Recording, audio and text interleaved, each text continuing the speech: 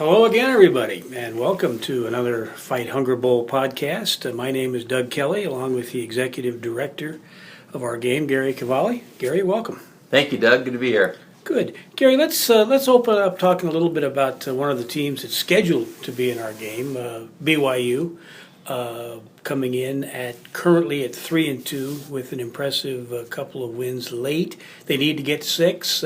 What's your forecast for the Cougars?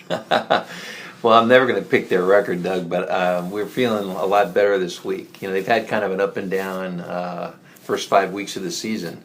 And certainly the two big ups would be the very convincing upset of Texas and then last weekend's victory over Utah State. I think they were 7-point underdogs at Utah State, and they just really had a great, impressive 31-14 win. I think the defense has been consistent every game. It's just been that the offense has been a little bit up and down.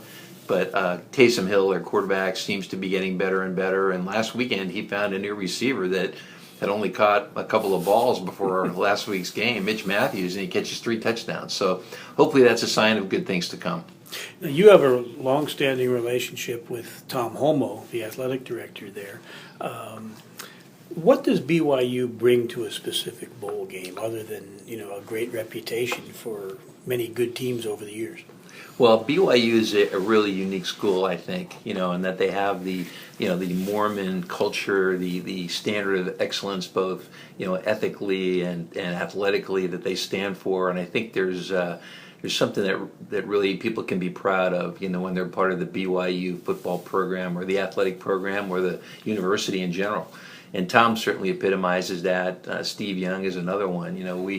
One of the reasons we wanted to bring them to Northern California was not just the class of the school and the excellence of the program, but the fact that we have some very prominent BYU people, in or from the Bay Area. So I knew Tom when he was playing with the 49ers. I knew him a little better when he was coaching at Stanford, and then of course he became the head coach at Cal. And he's just a first-class individual. I don't know Steve Young, but he's certainly probably the most well-known BYU alum. He lives right down the road in Palo Alto, and we would assume that during bowl week, Mr. Young would be visible. So all of that's good.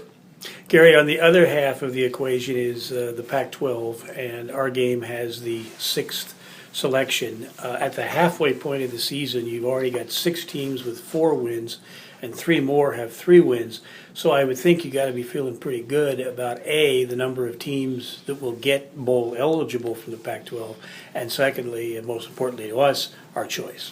Absolutely. I think most of the guys who are experts at this, think that the Pac-12 has a very good chance to get 8 teams eligible. I mean, certainly you have the 4 programs that are looking like elite programs at this point: Stanford, Oregon, UCLA, and Washington, and then Arizona State's very good, Oregon State's very good, Utah's good, and USC's good. So I think there's a chance we're going to get 8 teams. Arizona certainly has an outside shot as well. So we should have a pick of at least 2 and perhaps 3 teams, and it's always great when you have a choice.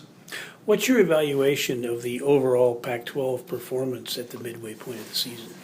Well, I'm very prejudiced. I grew up with the Rose Bowl being the epitome of college football, and I certainly recognize the excellence of the SEC, but I've always felt that the SEC was a little bit overhyped and that the Pac-12 was a little bit underhyped. Last week, for example, Alabama's playing Georgia State, and Arizona State's playing Notre Dame, and that's kind of emblematic or symbolic of the kind of non-conference schedules that the Pac-12 plays year in and year out. The Pac-12 plays the toughest non-conference schedule, and I think more and more people are starting to realize that. There have been some SEC honks who are now saying, "Geez, Pac-12 is pretty good this year." Gary, you were in attendance for the Stanford-Washington game last weekend. Certainly a unusual finish, to say the least. But what was your evaluation of that game? I thought it was an amazing game, Doug. It was really one of the more enjoyable, entertaining, hard-fought games that I'd seen in a long time. It had everything you like in a football game. It had big plays. It had great individual efforts. 2 teams back and forth, a great finish, and a little controversy. And so that's kind of what you look for. The interesting thing to me was Stanford in recent years part of the reason they've ascended to such prominence is they dominate the line of scrimmage. This game, I think Washington actually won the line of scrimmage.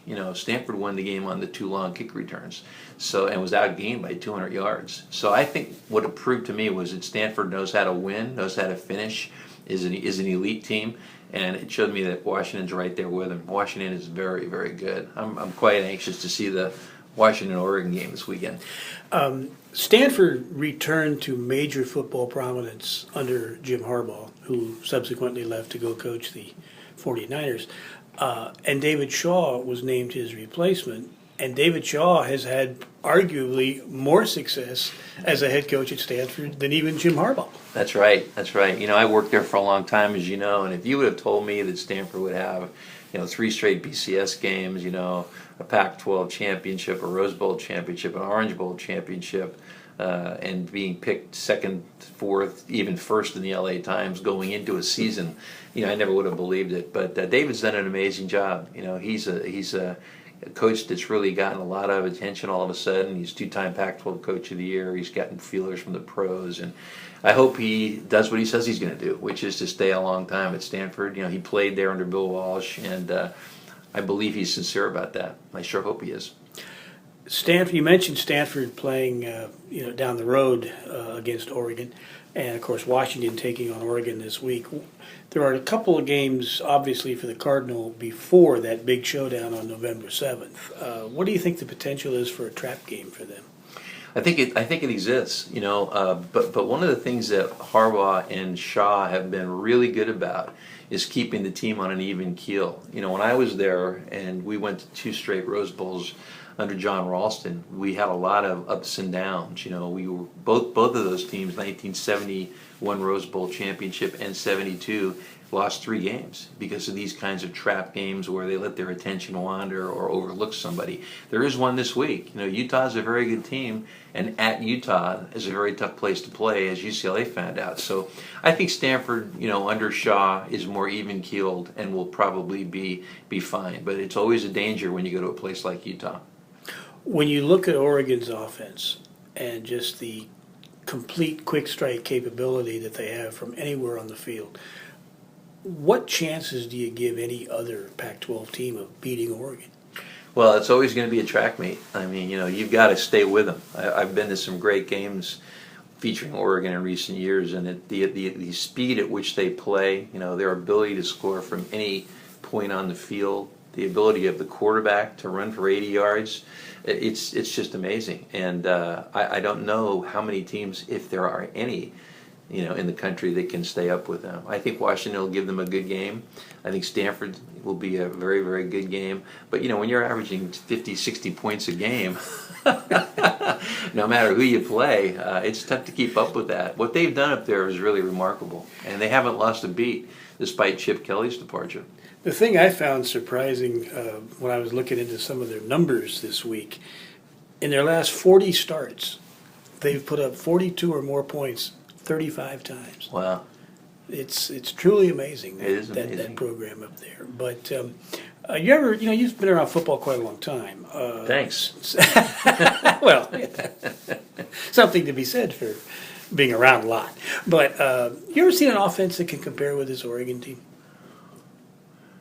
Yeah, there was a pro team. I'm thinking of Miami when Marino had Duper and Clayton. Mm-hmm. They were kind of like that, And then there was one year when Kurt Warner was putting up those kind of numbers with the Rams. But in college, God, I know there were some Oklahoma teams back when the wishbone was first unveiled back in the 70s and 80s. But even then, they were scoring 35 or 40 every game. They weren't scoring 55 and 60. So I don't know that I've ever seen a team like this. What's your opinion of UCLA? Jim Mora has really turned that program around in just a couple of years, and currently they're undefeated. I think they're for real. I really do. In both of their games with Stanford last year, the regular season game and the conference championship game were right down to the wire. And I think the winner, I think they have a really good shot at winning the South. And I think whoever they play, whether it's Oregon or Stanford or whomever, they've got a good shot at the championship. They're for real too. I think the key to them is the discipline that Mora has instilled, and the development of Brett Hundley. He's a great player. Gary, at the halfway point, did you have any way of foreseeing that the Pac-12 would be as good as it is 6 weeks into the season? Now, they got a lot of attention preseason, but it seems that in the last 2-3 weeks that the rest of the nation has awakened to what we've known for quite a while. Yeah, no, I thought this would be a very strong Pac-12 this year. I really did. I thought Arizona State actually was going to be kind of where Washington is, and where UCLA is, and they certainly still have an opportunity to be there. We had Arizona State in our game last year, as you know, and Todd Graham's doing a great job there, and that UCLA game will be a bloodbath when they play Arizona State. So I'm not, unlike, like a lot of other people who are involved with the Pac-12, other bowl directors, people in the conference office, and media that cover the Pac-12 on a everyday basis, we all thought the Pac-12 was going to be really, really good this year. Gary, let's talk a little bit about the upcoming Fight Hunger Bowl. This will be the finale at AT&T Park. It's been a great run for our game at that facility. And obviously the potential with BYU and the Pac-12 to really put on a great show.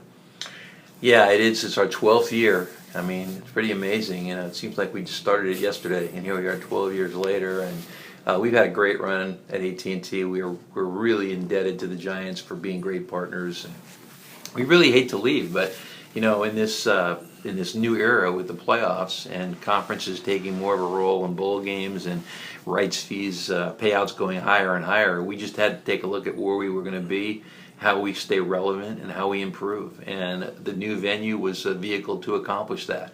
And certainly when we negotiated with our conferences, the venue was a crucial part of the equation. So we're looking forward to next year with great anticipation. We're also looking forward to this year's game with great anticipation. We think we're going to have a great matchup. A lot of people are predicting BYU USC. How cool would that be? BYU Oregon State, BYU Washington. I mean, we're going to have a really, really good game, and so I think we're going to go out in good style. We're going to have a great last game at AT&T, and great way to finish.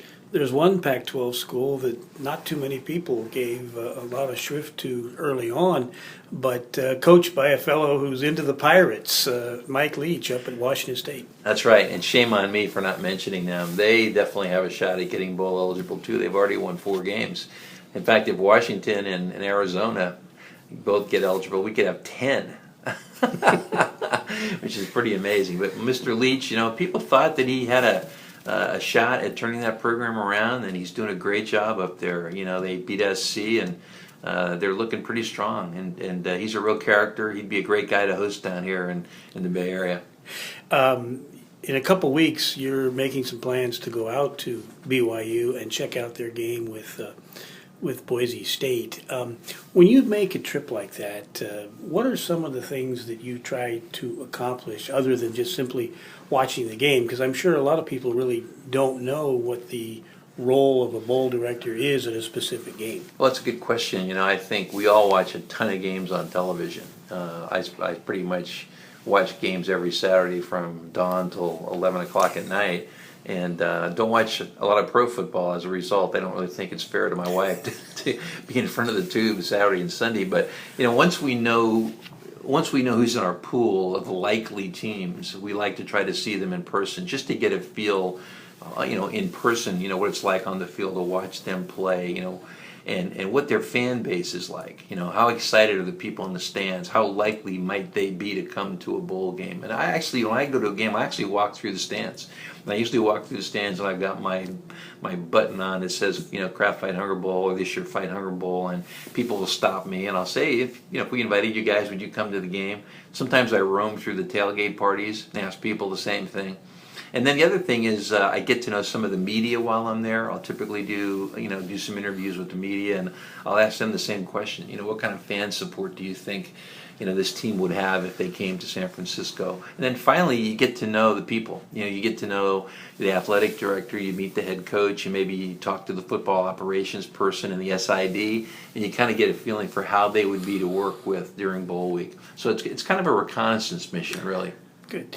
Gary, the move to Santa Clara has a lot of moving parts, some of which we haven't even seen yet. But is everything in your mind, on schedule for once this year's game is complete to begin the trek Yeah, southward? Yeah, the 49ers tell me that the schedule, the stadium is on schedule to be completed by next July, and they'll be starting exhibition games in August, and so by the time our game comes along, they'll have 5 or 6 games under their belt, and it's on schedule. It looks beautiful. We've been down there, as you know, a few times to take tours and walk around. It has great sight lines. I mean, everybody there is going to have a great view of the game. You can't go more than 5 feet without bumping into a concession stand, in a restroom. So I think it's going to be very convenient for the fans. It's also got all the modern forms of transportation and all the modern forms of technology. So Wi-Fi everywhere, and so I think it's going to be great. I think it's going to be a great fan experience, the most technologically advanced stadium in the country, and we're proud to be there. You could make the argument, and I'm sure the folks in Dallas might take us to task, but you could make the argument that our game will be the bowl game that's in the best stadium in all of America. I think so. It's definitely 1 or 2, and we'll let them fight that out.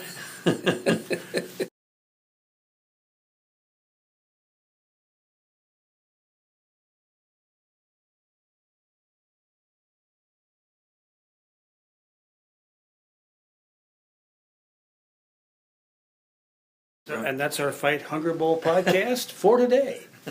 Thanks, Doug.